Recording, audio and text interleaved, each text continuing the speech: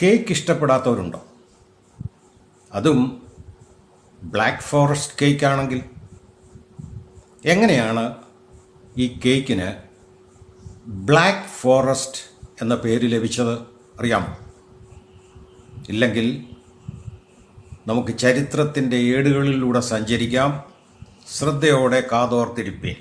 Black forest എന്ന പേര് കേക്കിൻ്റെ നിറത്തിൽ നിന്നല്ല, മറിച്ച് തെക്ക് പടിഞ്ഞാറൻ ജർമ്മനിയിലെ ബ്ലാക്ക് ഫോറസ്റ്റ് മേഖലയിൽ നിന്ന് വരുന്നതുകൊണ്ടാണ്.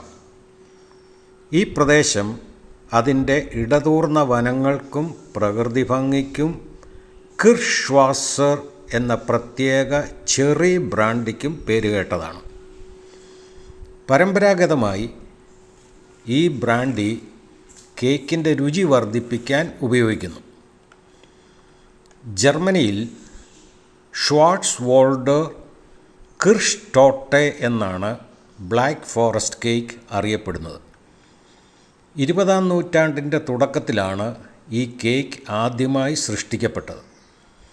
ചോക്ലേറ്റ്, ക്രീം, ചെറി എന്നിവയുടെ അതുല്യമായ സംയോജനത്തിൽ ഇത് പെട്ടെന്ന് ജനപ്രിയമായി.